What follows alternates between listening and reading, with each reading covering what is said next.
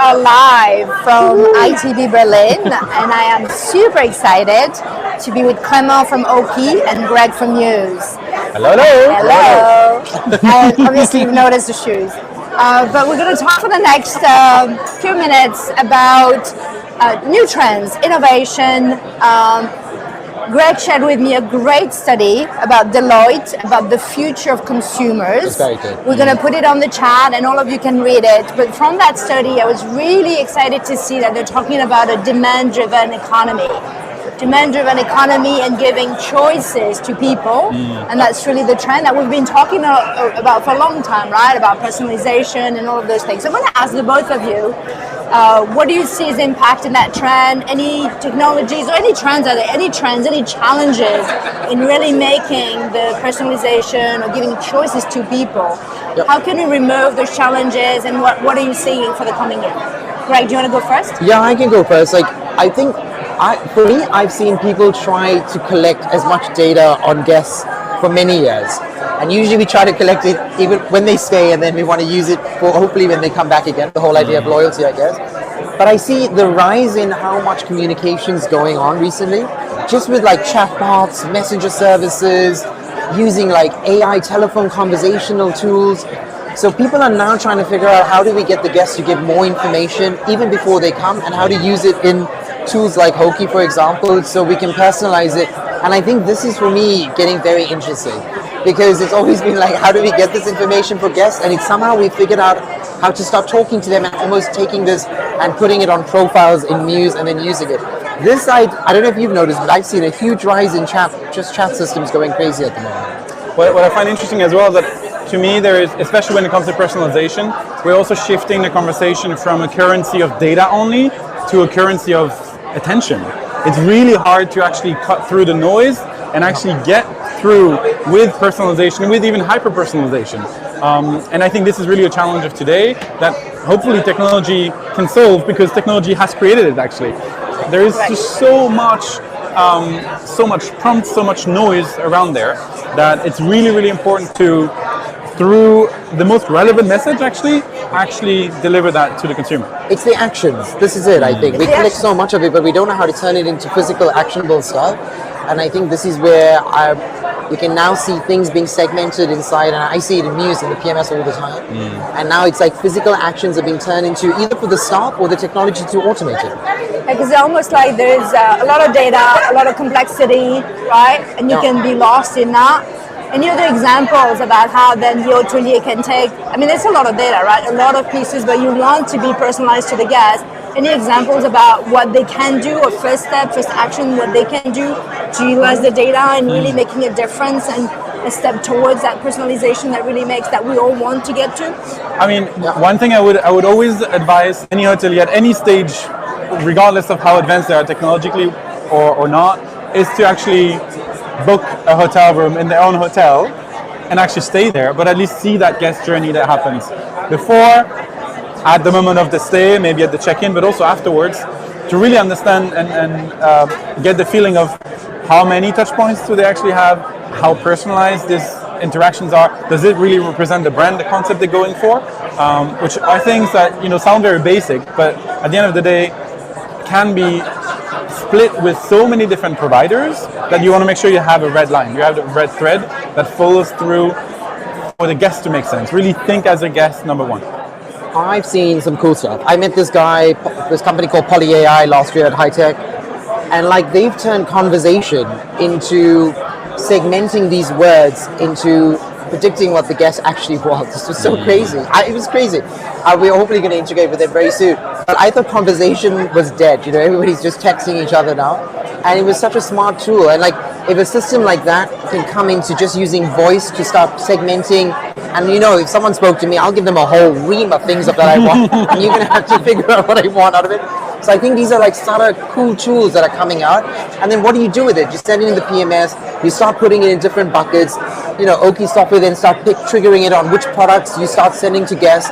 I think it's going to get even more and more intense, but better intense in the coming years. Yeah. All right, the next trend that I read in that article which is connected to this, is around automation, cloud computing, right? We know that automation can help, right, in actually having all those data points and then hopefully sending them and automating some of that. But what are you seeing maybe last year, this year, around automation, around cloud computing that you think can really help hoteliers around efficiencies? Because we know that we need efficiencies. We need to do more with less.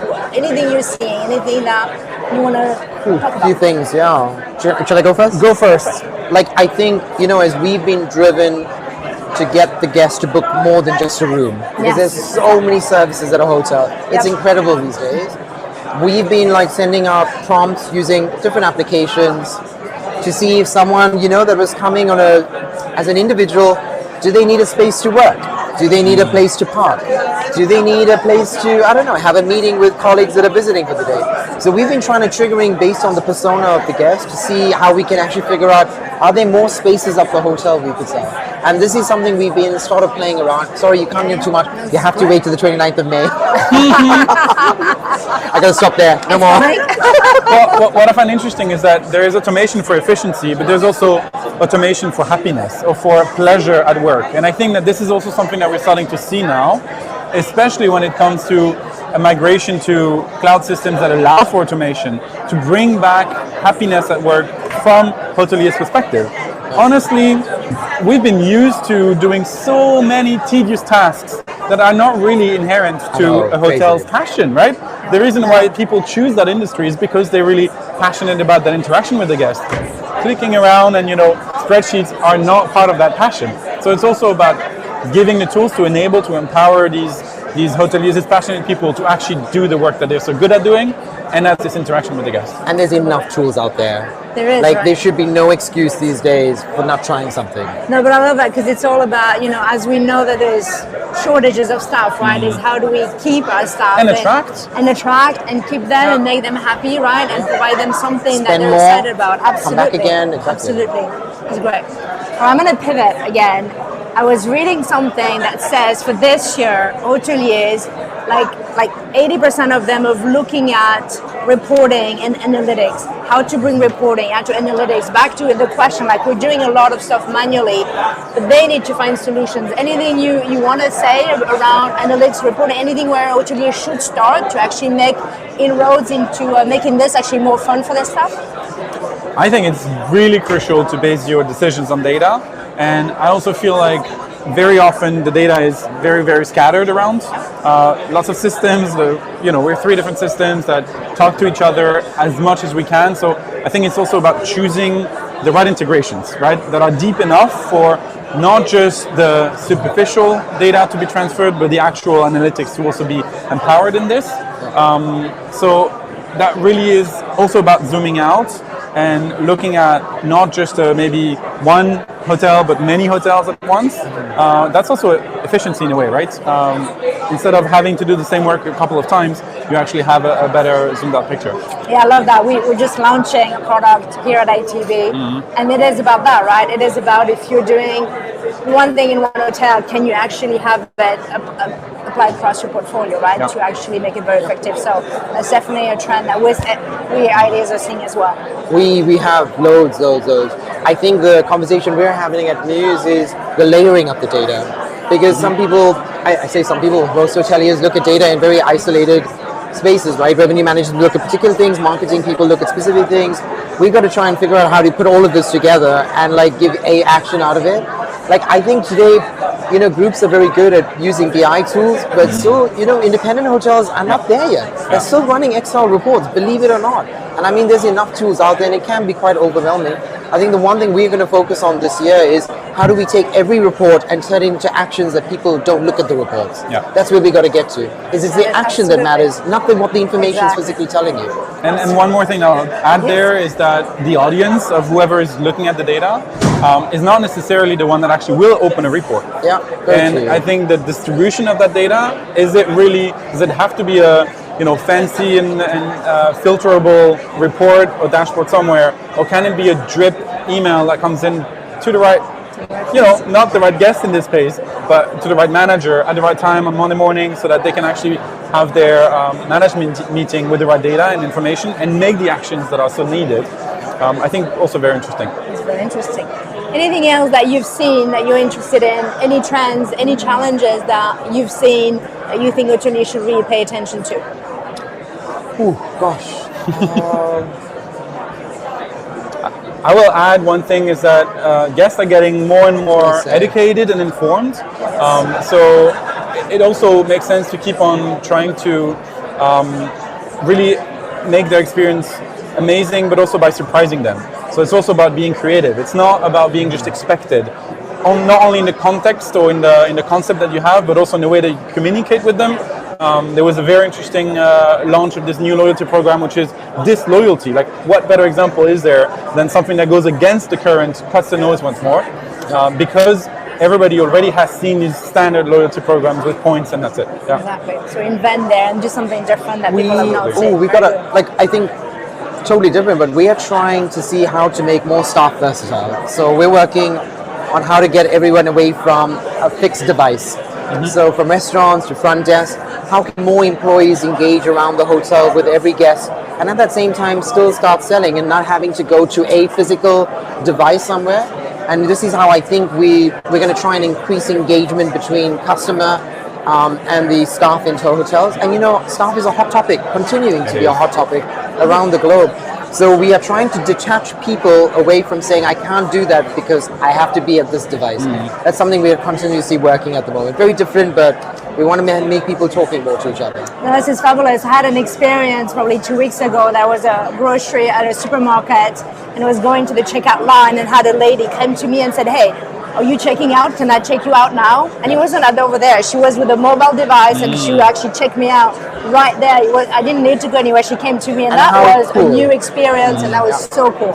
So definitely, if we can get there in the hospitality, that will make a And what do we do at hotels? Well. We were like, oh, you're standing here. Can I help you? Please follow me to this desk. We'll get there. So we're gonna do some cool stuff this year around how to get people away from devices. All right. My last question for you: what are you the most excited about for 2024? 2024. Yeah, what are you the most excited about? And it can be work, it can be something else. Well, I'm getting married in 3 months, so that's what I'm most excited about. Yeah. Exciting! Congrats! Thank you. We're still looking for wedding venues, so I'm not very close to Clément yet. We still got to find a wedding venue before we even get to the point of having the wedding.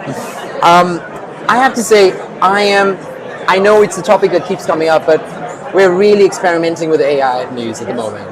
It's a very, Matt gave a speech in Amsterdam recently.